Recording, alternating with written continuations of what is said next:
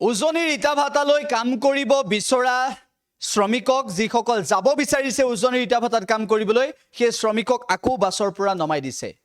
উজনিৰ ইটা ভাটালৈ কাম কৰিবলৈ যোৱা মিয়া শ্ৰমিকক বাছৰ পৰা আকৌ নমাই দিছে। দৃশ্য দেখুৱাব বিচাৰিছো এই মুহূৰ্তত এক্সক্লুসিভ দৃশ্য।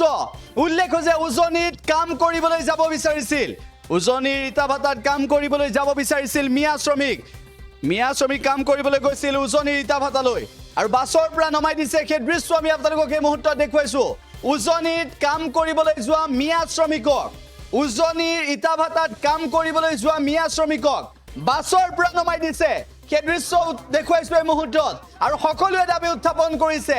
প্ৰথমে মিয়া শ্ৰমিকৰ, প্ৰথমতে সংখ্যালঘু ধৰ্মীয় সংখ্যালঘু এইসকল লোকৰ সুৰক্ষা নিশ্চিত কৰক, সুৰক্ষা নিশ্চিত কৰক, শ্ৰমিকৰ নিৰ্যাতন বন্ধ কৰক, এই দাবীৰে মিয়া শ্ৰমিকক বাছৰ পৰা নমাই দিছে। আমি দৃশ্য আপোনালোকক এই মুহূৰ্তত দেখুৱাইছো। আজিৰ দিনটোৰ ডাঙৰ খবৰ, মিয়া শ্ৰমিকক আকৌ এবাৰ বাছৰ পৰা নমাই দিছে।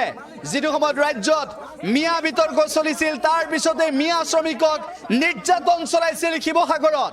ইয়াৰ পৰৱৰ্তী সময়ত উজনিত কাম কৰিবলৈ যোৱা মিয়া শ্ৰমিকক বাৰম্বাৰ বাধা প্ৰদান কৰিছে বিভিন্ন সংগঠনে, এইবাৰো বাধা প্ৰদান কৰিছে, বাছৰ পৰা নমাই দিছে। সেই দৃশ্য আমি আপোনালোকক এই মুহূৰ্তত দেখুৱাইছো। বাছৰ পৰা নমাইছে। এনেদৰে জনিয়াৰ কান্দুলীয়া গাঁৱত উত্তপ্ত পৰিস্থিতি। উজনিৰ ইটা ভাটাৰ বাছ অহাৰ পাছত এই উত্তপ্ত পৰিস্থিতিৰ সৃষ্টি হয় বৰপেটা জিলাৰ কলগাছি আৰক্ষী থানাৰ অন্তৰ্গত কান্দুলীয়া গাঁৱত। ইটা ভাটালৈ শ্ৰমিক আনিবলৈ যিখন বাছ গৈছিল সেই বাছতে উত্তপ্ত পৰিস্থিতিৰ সৃষ্টি হয়। একাংশ সচেতন ৰাইজ আৰু কৃষক মুক্তি সংগ্ৰাম সমিতিৰ সদস্যই ইটা ভাটাৰ যিসকল দায়িত্বত আছিল তেওঁলোকক প্ৰথমতে প্ৰশ্ন কৰিছিল যে শ্ৰমিকৰ নিৰাপত্তা আছে নে নাই, শ্ৰমিকৰ নিৰাপত্তাৰ দাবী উত্থাপন কৰিছে। তাৰ পিছত উত্তপ্ত পৰিস্থিতি। মুখ্যমন্ত্ৰী ডক্টৰ হিমন্ত বিশ্ব শৰ্মাই প্ৰথমতে মিয়া শ্ৰমিকৰ নিৰাপত্তা সুনিশ্চিত কৰক বুলি কৈছে।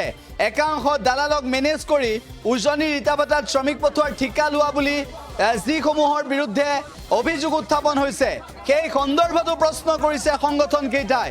ইতিমধ্যে আমি উল্লেখ কৰিব বিচাৰিছো যে ৮০টা পৰিয়াল উজনি অসমৰ ইটা ভাটালৈ ৰাওনা হোৱাৰ সময়তেই জন্দিয়াৰ কান্দুলীয়া গাঁৱতে উত্তপ্ত পৰিস্থিতিৰ সৃষ্টি হ'ল আৰু প্ৰথমতে মিয়া শ্ৰমিকৰ নিৰাপত্তা সুনিশ্চিত কৰাৰ দাবী উত্থাপন হৈছে। এক উত্তপ্ত পৰিস্থিতিৰ সূচনা হৈছে। সেই দৃশ্য আমি আপোনালোকক এই মুহূৰ্তত দেখুৱাইছো আৰু তাৰ পিছত এই পৰিস্থিতি কোন দিশে গতি কৰিলে সেয়াও আমি শুনাব বিচাৰিছো।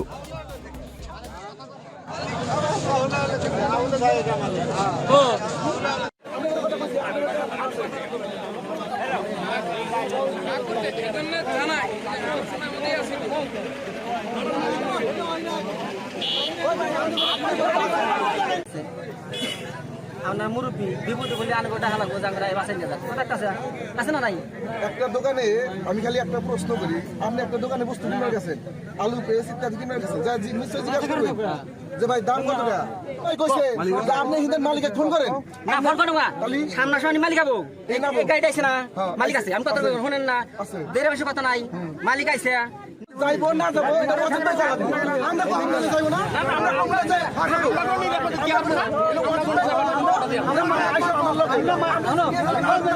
আমরা মাসি হানি এখন আমরা শুনুন যে পর্যন্ত সব মালিকের সরকার লগত আলোচনা আর সংগঠন একটা কথা শুনে মালিক পক্ষ থাকে আমি কথা আমরা সংগঠন লগত আলোচনা করো আর সরকার লগত সংগঠনের পরিবার আছে প্রশাসনের আলোচনা করো প্রশাসনের কথা নাই হয়, আপোনালোকে নিশ্চয় জানে উজনি অসমত তামাম হুলস্থুল চলি আছে। উজনি অসমৰ 30টা জাতীয় জনগোষ্ঠীয় সংগঠনে ইতিমধ্যে মিয়া শ্ৰমিকসকলক কিছুদিন আগেই তাৰ পৰা অপমান কৰি অপদস্থ কৰি নামনিলৈ খেদিছে। বিশেষকৈ ইটভাটা আৰু বিভিন্ন উদ্যোগত তেওঁলোকে নিয়োজিত হৈ আছিল। কিন্তু আমি লক্ষ্য কৰিলোঁ যিহেতু বৰ্তমান ইটভাটাৰ ছিজন চলি আছে, ইটভাটাৰ চৰ্দাৰসকলে বা মালিক পক্ষই নামনিৰ পৰা ইটা ভাটাৰ শ্ৰমিক নিবলৈ আজি দুখন গাড়ী কান্দুলীয়াৰ ওচৰত লগাইছে আৰু ইয়াত যথেষ্ট মানুহ সমাবেত হৈছে। এটাই কাৰণ উজনিত যিটো পৰিস্থিতি চলি আছে সেইটোৰ ওপৰত নিৰ্ভৰ কৰি আচলতে আমাৰ মিয়া মানুহৰ 70% মানুহেই ভাবে যে তেওঁলোকে বৰ্তমান যিটো পৰিস্থিতি চৰকাৰৰ কি কূটকৌশল কোনেও নাজানে, হয়তো 26ৰ নিৰ্বাচনৰ বাবে কিবা এটা গণ্ডগোল হ'ব পাৰে আপাৰ আছামত।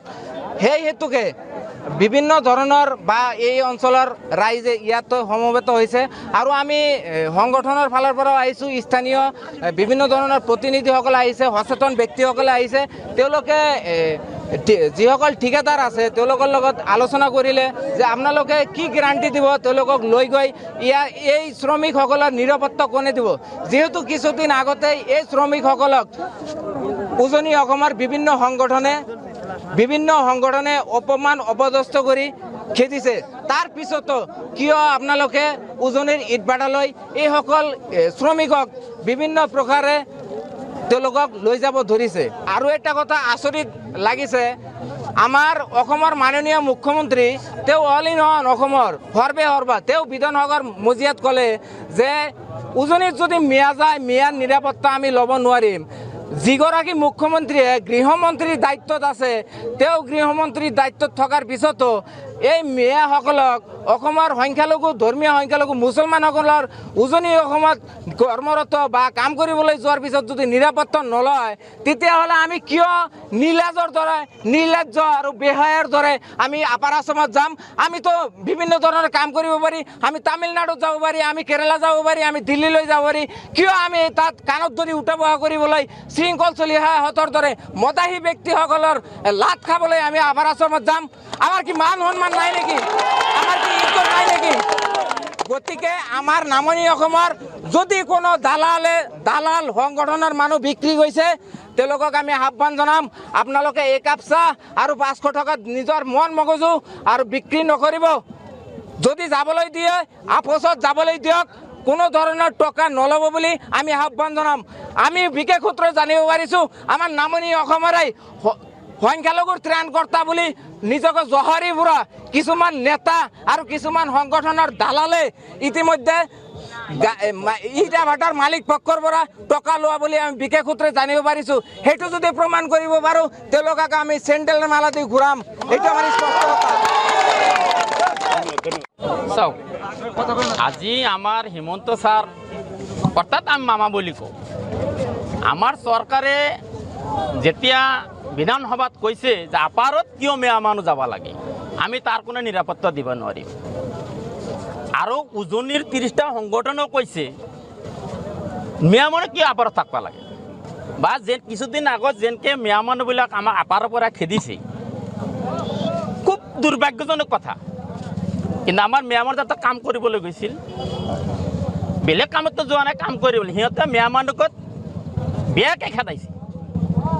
সেইকাৰণে আমি কওঁ, যেতিয়া যে 2খন গাড়ী আহিছে আমাৰ কান্দুলীয়া বজাৰত ইটভাটাৰ কাৰণে, কিন্তু সিহঁতক আমি কৈ আছোঁ যে আমাৰ চৰকাৰে এতিয়ালৈকে কোনো স্পষ্টীকৰণ দিয়া নাই। আৰু 30টা সংগঠনেও কোৱা নাই আপাৰৰ, যেনেকৈ খেদাইছে সিহঁতেও কোনো ধৰণৰ স্পষ্টীকৰণ দিয়া নাই যে আপাৰত নয়ৰৰ পৰা আপাৰত মেয়ামূলীবিলাক আহক। সেই জাগাত আমাৰ গাঁৱৰ আমি কেনেকৈ মানুহবিলাক যাব দিম? এই মানুহবিলাক যে আছে, আমাৰে মামা, আমাৰে চাচা, আমাৰে ভাগিন বা গাঁওবাসী, আমি কেনেকৈ মানুহবিলাক যাই বিপদত পেলাম? সেইকাৰণে আমি সবকে আহ্বান কৰোঁ যে আমাৰ চৰকাৰে এতিয়ালৈকে কোনো নিৰাপত্তা দিব পৰা নাই।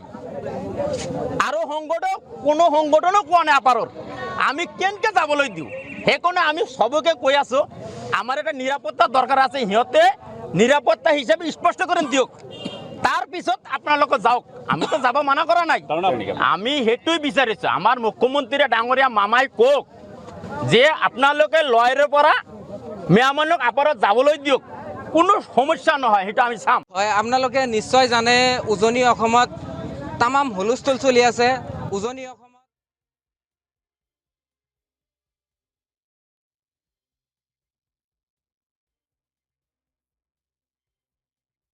নামনিলৈ খেদিছে, বিশেষকৈ ইটভাটা আৰু বিভিন্ন উদ্যোগত তেওঁলোকে নিয়োজিত হৈ আছিল।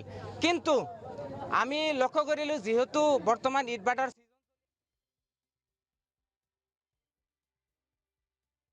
অনেক ধৰ যাই নাই বলে আমৰা এদিকে জানি যে আমাকে টাইম লাগছে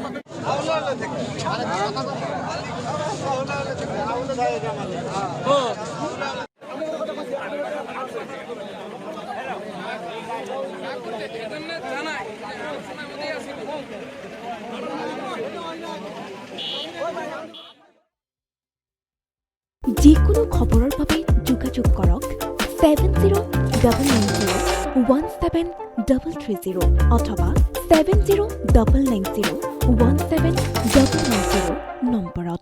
যিকোনো খবৰৰ বাবে